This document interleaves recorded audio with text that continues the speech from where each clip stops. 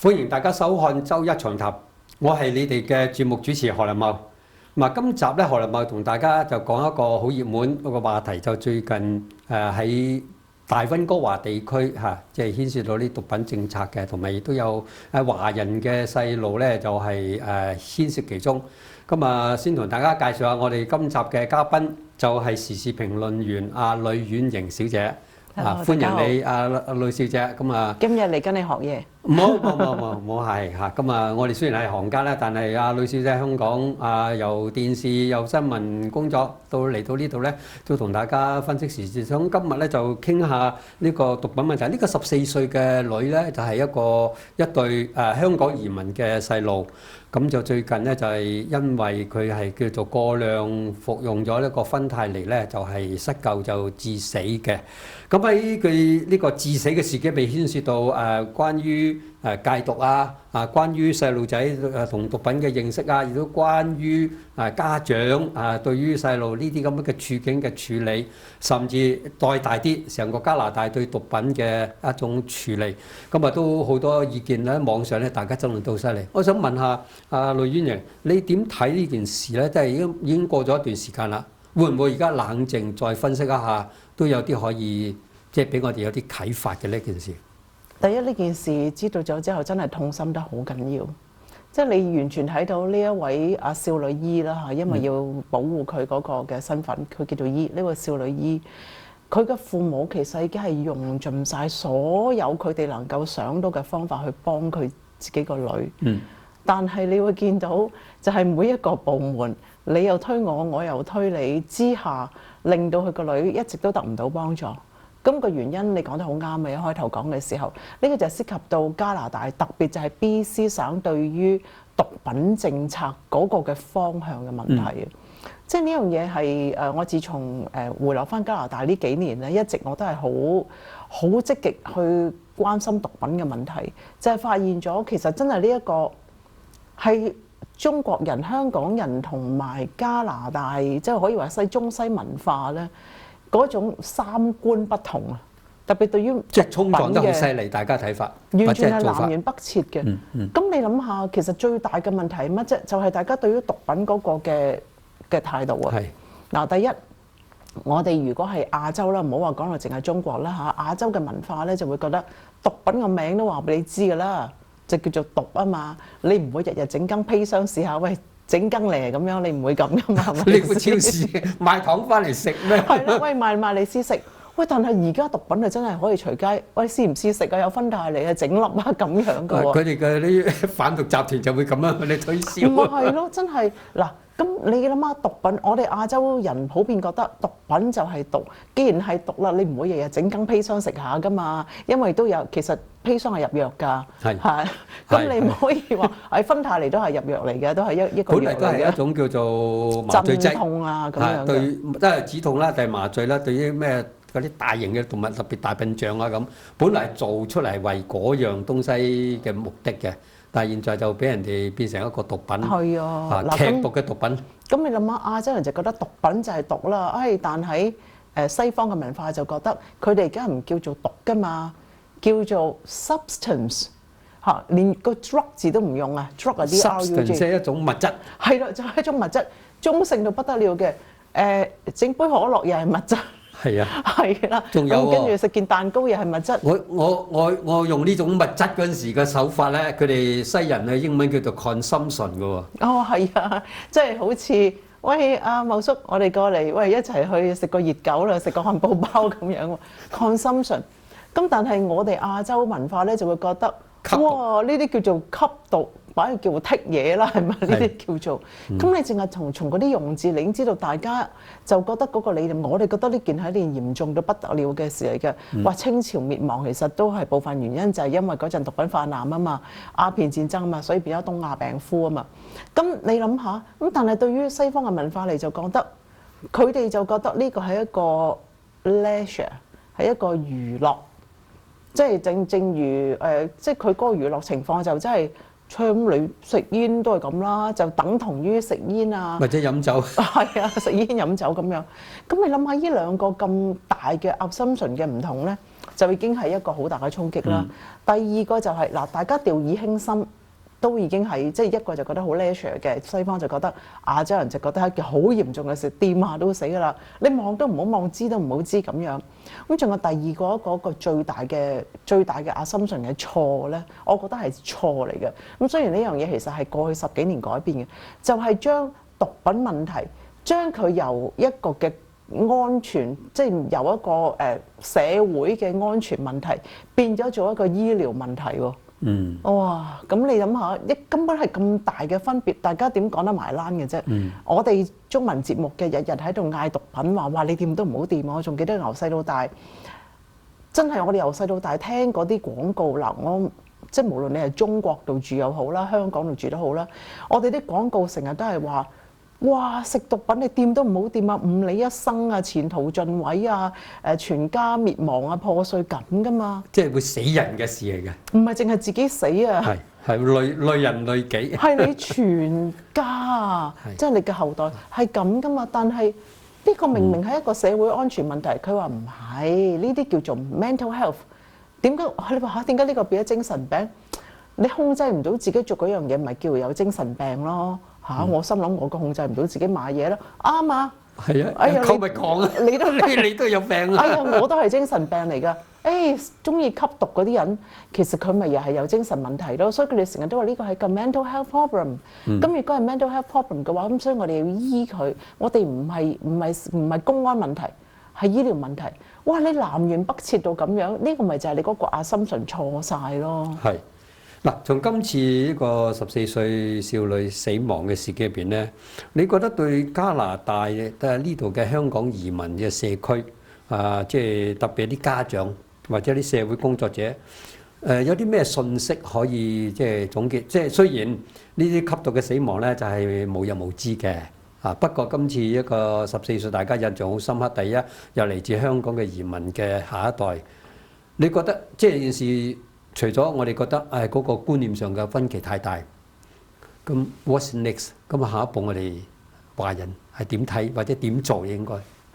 我覺得如果從自己開始嘅話咧，就一於用我阿媽由細到大嗰招，日餓夜餓，天天餓。好啊嗱，即係我自己冇小朋友啦，係啊，我自己冇小朋友啦，但係我有好多侄仔啊侄女啊，我幾乎係每見佢哋一次咧，我就同佢即係演繹一次啦。喂，點啊？有冇同學仔鬧你食？有冇人鬧你吸毒啊？我唔用吸毒嘅，有冇人俾啲丸仔你食下？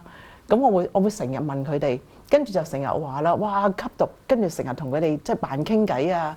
咁就係即係上去網上面揾啲片，你睇下吸毒嗰啲人係咁㗎，好得人驚㗎。咁仲有就係即係年青人小朋友，咁佢哋對於即係你話俾佢知會好大影響，佢唔明㗎嘛。咁你諗下年青人最怕乜？年青人最怕自己個樣唔靚啦，或者行為怪俾人笑啦。咁你咪針對呢啲啦。哇！你知唔知吸毒啊？哇！你個樣會變咗好醜樣㗎。咁仲有咧，會影響你某方面能力喎。哇！咁跟住你拎住你個人控制咩？又流水又流鼻涕嘅喎，好醜樣㗎。咁我就覺得日餓夜餓，天天餓，天天講。即係冇計喎！你從家庭方面就係咁。你呢個做法咪好鬼似啲香煙嗰啲煙包上邊嗰啲肺穿窿啊，成個人好似骷髏咁樣，即係用恐怖嘅形象嚟。冇錯啦！你千祈唔好以為話好求其，真係一定要關心你啲子女咯。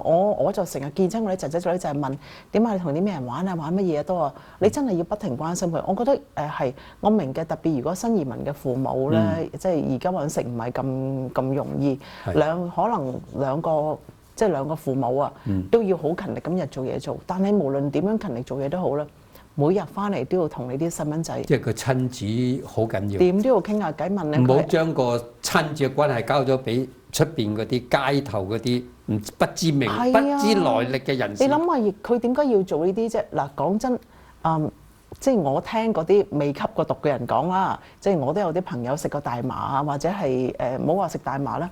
我試過有親友咧，佢話做完手術之後，咁佢會俾啲止痛劑嚟㗎嘛。上癮嘅會。其實嗰啲止痛劑係嗎啡嚟嘅。係啊。佢話俾我聽，哇！我當時做完手術應該好痛㗎嘛。佢話我見到啲燈咧，有啲馬仔喺度轉嚟轉去，好得意㗎，真係好開心㗎，令到你。但你一過之後就哇好痛啊咁樣。嗱咁，所以我從佢嘅經驗話俾我聽咧，的確你吸完毒嗰下，你應該係好高興嘅。如果唔係，你都唔會吸毒啦，係咪？咁但係你一定要話俾，即係你一定要同子女講，你話係啊，你一時嘅開心。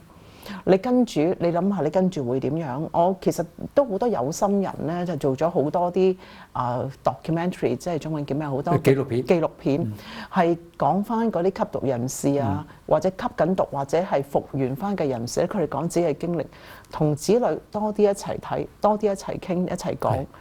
即係呢個係從你自己出發咯，但係你從高啲嘅角度出發應該點咧？我諗你真係要千祈唔好話我哋西方亞洲觀念大不同，所以我哋就由佢啦，係咁噶啦。我今次呢個14歲嘅少女姨嗰個事件啦，我真係聽見有一啲人咧喺度講，喺度話：嘿，你咁樣話人哋，你都唔明白，你唔能夠融入主流社會啊！吸毒都要融入主流社會？係啊，我真係聽過有啲咁樣講。我話：如果主流社會係錯嘅話，我哋咪要去改變呢個社會咯。你唔能夠睇住，即係我成日覺得，即係加拿大就咁落去，喂，你等亡國㗎啦，真係。咁你諗下，你啲人個個做咗呢個加拿大病夫，咁你點樣？你咪等亡國啊？咁所以嗱，我哋咪要改變佢。你從咩改變啊？咁你咪從你嘅投票開始改變咯。問嗰啲政黨，其實我對啱啱選完嗰個省選好失望嘅，因為其實 BC 省嗱的，而且個聯邦政府咧係批咗可以去將藏有2.5克以下嘅毒品非刑事化，但係做唔做咧係各省自己決定㗎嘛。我哋 BC 省係第一個跳出嚟講話，我做咁邊個嘅事？好似佢申請㗎。最初係 BC 省申請嘅，咪就話而家阿尹大衛咯，嗰個政黨係佢嗰個政黨咯，係啊，以前賀錦嗰個時代申請嘅。係啊，我真係覺得好失望嘅就係點解今次省選佢哋個黨仍然會贏咧？仲有啊，我好記得阿尹大衛喺臨選之前咧去見即係毒品群情洶湧啊嘛，咁佢咪話咯，如果我當選之後咧，我哋其實都會考慮去強迫戒毒㗎。好啦，而家選完幾個月啦，你有冇聽過有咩音訊啊？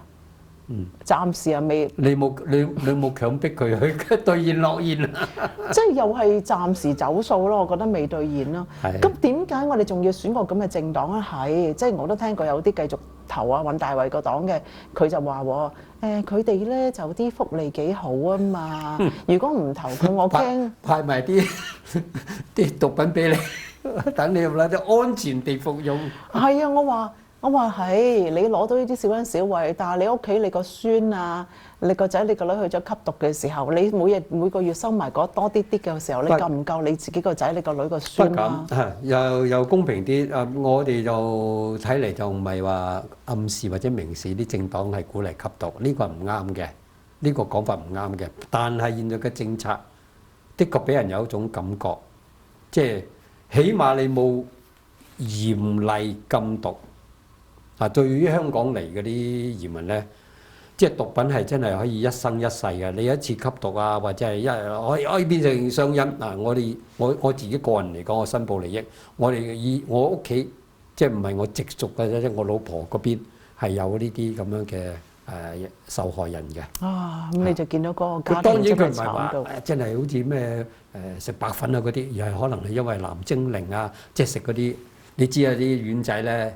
嗰啲丸仔其實係毒品嘅叫做入門嘅 consumption 嘅目標嚟嘅。而家芬太尼勁過佢好多。嗰啲你睇加拿大嘅聯邦去到地方政府啲毒品政策嘅問題，即係當然有人話都係有啲即係唔能夠話錯晒嘅，起碼佢保障人權啊，咁事實上佢都攞人權做一個擋箭牌嘅。但係人權下邊有好多有血有淚嘅故事，你點樣去分析？而家走到今天，似乎唔係就係 BC 省咁樣喎，成個聯邦、成個加拿大，除咗美國咧，而家美國就嚴厲執行禁毒啦。咁我哋加拿大以呢個左膠天堂見稱㗎嘛，我哋咁進步，梗係啦。嗱，我就會覺得人權大法大於一切呢個係錯嘅觀念嚟嘅。而家只不過係大家唔肯孭鑊嘅啫。點解咧？就係根據而家有嘅，其實個法例係根據 Mental Health Act 咧，嗰個叫做精神健康法係咧，其實係有講到明，如果有兩個情況之下可以去強制一個人戒毒。強制佢接受治療咧，唔可以話戒毒，你未去到咁認真住嘅。咁第一個咧就係佢係對於其他人或者自己係有傷害，即係第一條件。第二咧就係佢嘅情況一路一路惡化緊。咁你話，咦？咁吸親毒癮越嚟越深嘅人都應該會跌落呢兩個嘅條件㗎啦，冇理由。但係點解？佢咁吸毒本身已經係控制唔到自己啦。但係你又未去到話好，我係叫 involuntary 啊，即係完全控制唔到自己，要好嚴重。咁但係邊一個決定佢究竟係傷害自己、傷害人哋？咁或者第二個條件就係乜嘢？佢嘅情況越嚟越惡咧，係醫生決定嘅。咁嗱，你要將呢個重任咧擺咗去醫生度，咁醫生又會諗喎，喂，咁我又會有機會俾人挑戰嘅喎。嗱，雖然我如果係話根據精神健康法，我認為你同我啦嚇，你認為我啦嚇，我當我自己啦，係一定要強制戒毒啦。咁我清醒嗰陣，我可能即係我好想吸毒嘅時候，我好唔想入去戒毒中心嘅時候，我可以用翻人權大法嚟，我告翻個醫生嘅喎。你嗱，因為嗱呢個亦都我亦都可以明白嘅。我唔知大家睇戲又好啦，或者睇過嗰啲冤獄咧，或者有一啲比較極權啲嘅國家咧，佢哋咪好興用一招嘅，送你入精神病院。係啦，覺得你有問題，可能你阻住我財路嘅時候，於是咧就話，其實佢有精神問題嘅，於是就運鬼咗佢入去精神健康病院啊嘛。冇病都變到有病。係啦，咁嗱，所以咧我又明嘅，咁所以對醫生嚟講咧，你要佢，哇，做醜人。我做醫生嘅啫喎，你叫我孭咁大條責任，我有機會俾人告翻嘅喎，你叫我咁做咧，所以就好容易手鬆。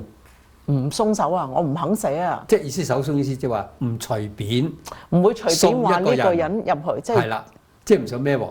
嗱，仲有喎，嗰個叫做要佢接受治療咧，你唔好搞錯啊！接受治療唔代表係我哋理解嘅戒毒喎。其實原來我哋所講嘅接受治療咧，只不過係強制佢唔需要嗰個嘅病人同意，係強制佢留喺醫院72小時嘅啫喎。哦，幾日貨仔喺度。係啊，其實係就係咁簡單嘅啫。但係你話要佢真係要去參加真係戒毒治療咧，I'm sorry 啦。你即使醫生簽咗嗰個精神健康嘅條例嗰個都好啦，你都逼唔到佢嘅，真係。我哋呢個人權大過天嘅一個即係西方社會一種我哋話社會流弊啦，即係吸毒當然唔係一件好事，但係佢哋都太重視，因為加拿大有呢個人權呢個法啦，咁就好多即係處理吸毒人士嘅一啲工作人員，無論警察、無論醫生或者其他社會工作者，個個都各司其職，就睇住自己嗰份。就唔會將嗰個即係責任自己攬上身啊嘛，你俾人告啊嘛，唔係就係唔想咩，於是就一個推一個。今次14歲嗰個少女姨就係咁啊，咁啊佢家長係唔能夠同埋嗰啲社會工作者甚至啲專家一齊去見，一齊同個女傾偈，要閉門佢哋傾，然後出嚟由嗰個人講呢個女話唔去戒毒中心，係啊，因為佢唔想離開屋企啊！佢即係中意而家呢個情況，即係變咗好似嗰個受害人變成一個人球咁啊！又冇啊！係啊，其實佢吸緊毒，佢自己個意志力點會有咁強啊？你真係我哋睇戲啦，都睇到啦，係咪？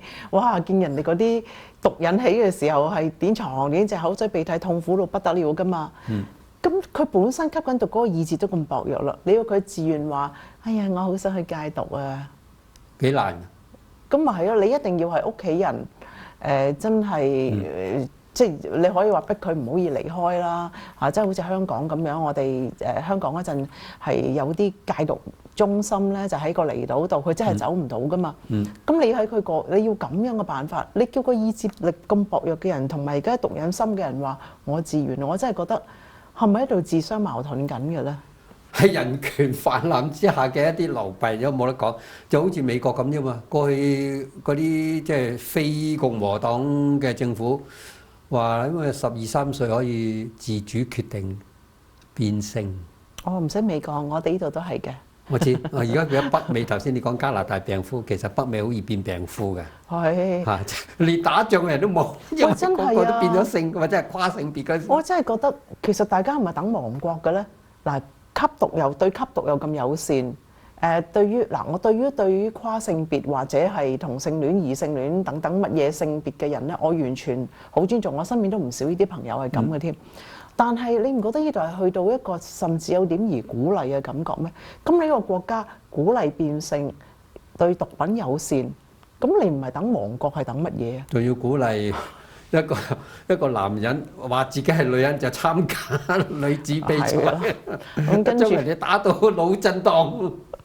咁所以冇啊！你呢個嗱，仲有咧嗱，呢一個我唔敢肯定啦。其實有一啲嘅報道咧，曾經係引述過一啲唔願意透露姓名嘅一個前警方啦、前 RCMP 啦，或者係一啲嘅總之係紀律部隊嘅人員講啦，就話其中一個點解美國而家咁嬲，即係美國總統特朗普點解咁嬲加拿大嗰啲，即係我哋加拿大啲毒品嘅原因咧？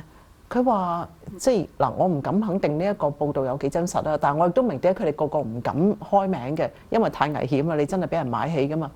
喺度話佢哋見到係加拿大有一啲好高層嘅官員係阻止，或者唔係叫阻止啦，係擺咗好多嘅障礙喺度，俾一啲執法人員去查一啲嘅跨國嘅毒品集團，特別就係亞洲嘅跨國毒品集團。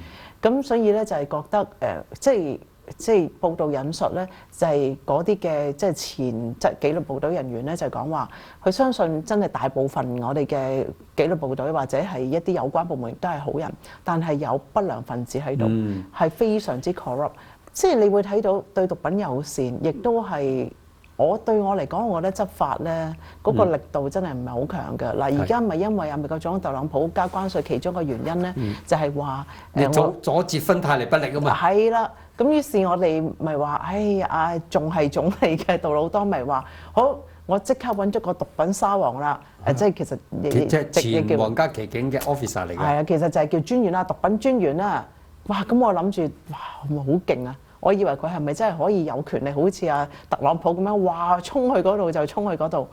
哦，原來嗰個聯絡員嚟嘅啫。你講到個名咁勁，叫咩專員咩沙喎？講到叫做同美國嗰個 Tom Homan 爭好遠啊！嗰個真係行到前線，即刻做嘢。咁咪係咯，我以為佢可以隨時話掃雲牆就掃雲牆。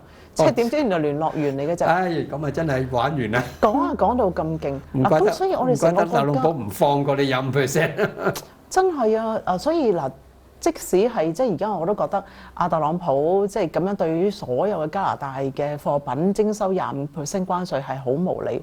但係另一個角度亦都睇，如果唔係用咁嘅方法，而家你至少都逼到杜魯多嘔13億出嚟啊，去做即係去做加強嗰個邊境啊，同埋又話至少都揾咗個毒品專員出嚟啊。我唔知佢專員有幾勁啦，都叫做正視呢啲問題。不過特朗普答咗你啦，唔夠 ，not enough。佢啱啱自己喺個 Truth Social 講咗 not good enough，佢傾電話嚟噶嘛，即係呢一排。咁所以嗱。由杜魯多就去溫哥華市政府咧，即係換咗新市長都一段時間啦，都好耐下啦。咁上莊之前咧，佢競選嗰時咧，喜事定東街啊，我會搞掂啊。但係而家到喜事定都仲係咁多喜事喎，每天仲用係咁多嗰啲行去嗰啲人啊，爭啲會撞到佢，因為佢得半身嘅，個頭中咗落去嗰啲人。嗰啲吸毒嘅癖癮者仲係咁多。唔單止，我最近落過去之後咧，我發現咗人哋形成咗一個非常之完善嘅社區添啊！咁好啊！係啊，因為嗱呢樣嘢點解會引起我嘅留意咧？就係我最近有啲親朋戚友話俾我知，有冇搞錯啊？我擺喺後花園嗰個鏟都有人擒入嚟撻咗喎！我話唔係啊嘛，咁即係咁唔係細細個鏟，即係鏟下泥大把啲個鏟幾個花盆都俾人偷埋喎，跟住即係唔係加花盆嗰啲咧，即係瓦咁樣。咁我覺得好奇怪啦，不嬲我哋覺得呢啲唔值錢嘢，我哋即係隨街擺嘅啫嘛。直至到我去咗之後，我就睇到人哋嗰個咁完善嘅社區運作，我就明啦。原來咧呢啲咁樣嘅日常用品咧，就撻埋去做乜咧？就擺喺嗰度喺街度賣，好平嘅啫，1蚊、2蚊、5蚊。係啊，即係逢日下晝開始就有人擺檔，好似廟街咁樣㗎，市集嚟㗎。咪天光墟啊，香港天光墟市集咁樣㗎。哇！咁我話點解生意嚟㗎？咁樣幾蚊？係，因為而家芬太尼10蚊粒啫嘛。咁你賣幾個鏟家電？賣嘅2個鏟，賣個花盆，咁你反正都係隨手拎過嚟嘅啫。咁跟住就所以我咪唔明咯。我就唔明，我話明我即係我最近有親朋戚友咧，又係佢話翻咗鄉下幾個月，翻到嚟成屋啲嘢俾人搬晒喎。話咁誇張？我話嚇你啲隔離鄰舍唔知，佢話第一因為隔離鄰舍咧就唔係太傻，佢話啲隔離鄰舍係話見到有人嚟搬嘢啊，但係人哋因為好有規模咁成間搬屋公司咁樣，你以為真係搬屋？好似真係搬屋。咁我就覺得奇怪啦。我哋不嬲都話，喂，屋企又冇值錢嘢，你中意我哋成日咁講話，係中意咪搬咯，中意套梳化，原來真係搬咗。咁我而家就明點解連呢啲嘢都要搬啦。原來人哋去嗰度咁樣10蚊8蚊賣嘅喎，咁唔怪得知啦。咁啊係，佢係幫你搬屋，佢都冇向你收工錢，你應該多謝。佢啲隔離鄰舍話，人哋個樣好似好 professional、好專業咁樣，真係嚟搬屋公司咁搬。嗱，我想講嘅係乜咧？East Hastings 嗰度而家人哋形成一個咁良好嘅社區。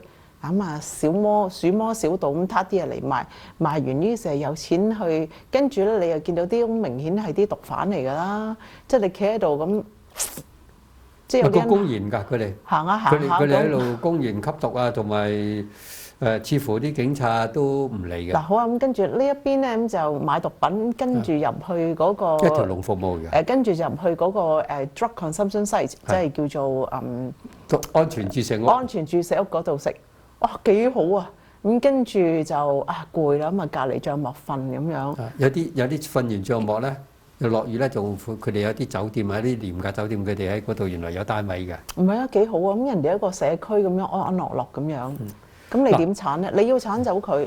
咩市長應承做嘅東西，似乎走數喎。而家仲走晒數添啦！嗱，原本佢話 East Hastings 嗰個規劃咧，佢就係話分3期嘅，咁你就逐啲，因為嗰度East Hastings畢竟都係舊區啦。咁佢咧就話我會將嗰啲矮得嗰啲舊嘅一單棟式嘅屋咧，我哋就拆咗佢，跟住就起支援性房屋。咁嗰度喺度露宿者咁咪有地方住咯。原本係咁噶嘛，點知早2年之後，而家咧就話啦，我決定咗我哋溫哥華咧就暫停，唔再起呢啲支援性房屋。咁開頭就諗啦，係咪一刀切？又唔係喎，只因為其實支援性房屋我哋簡單啲嚟講啦，用翻香港嘅術語，中國嘅術語，中國咧就叫保障房。香港咧就叫做公屋，咁其實公屋同埋保障房其實係真係一個社會係真係需要咩？呢個世界上真係有好多，即係有啲弱勢社群係需要嘅。係啊，咁我就開頭諗，哇！你唔係咁勁係嘛？即係連長者啊、傷殘啊、single mother 啊嗰啲你都唔俾人住，咁又唔係。我哋溫哥華咧就諗住暫停起支援性房屋，俾邊啲啊？嗰啲如果你係長者啊、傷殘啊、單親嗰啲咧就唔算數嘅。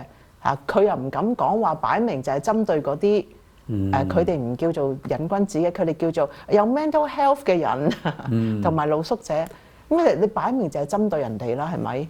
咁你明明話嗰區係拆完之後就慢慢逐期起，跟住就將佢哋搬入去住噶嘛，咁你又走數啦。而家繼續啊，即係你拆咗一啲話會引起火災嘅，有呢種危險嘅一啲帳篷之後咧，跟住又衝鋒吹又生，又再嚟過。即係似乎呢個問題係無解嘅，即係因為個政策成個國家對於毒品嘅政策咧係冇轉變。你唔解決毒品嘅問題，你繼續即係我哋 BC 省啦，唔好話加拿大，因為而家淨係得 BC 省非刑事化嘅啫嘛。對於藏有2.5克嘅毒品，咁如果你一日對於毒品，我唔敢講話鼓勵，但係總之你對毒品咁友善，你對毒品咁友善嘅時候。咁佢哋其實係一個即係無限輪迴喺度吸毒，跟住又 homeless。咁你解決唔到，我都明白而家溫哥華市長嗰個嘅煩惱嘅。而家就最擔心就係呢種咁樣嘅不斷循環咧，就係中間有冇一啲販毒集團同埋一啲官員公權力之間嘅勾結冇人去針灸呢個都真係一個好結嘅問題啦。第二嗰個毒品泛濫造成個社會嘅成本咧，亦都冇人去計數。因為令到咁多後生仔咁，即係我見到好多青靚白淨嘅咧，又係吸毒嘅，當然即係唔限於白人嘅，乜嘢族膚色都有嘅，包括原住民，亦都見到啲亞裔嘅面孔。啱嚇咁喺咩情況之下咧？個問題就唔會解決嘅，因為咧冇一個勇猛嘅人，好似特朗普嗰啲言出必行嘅人。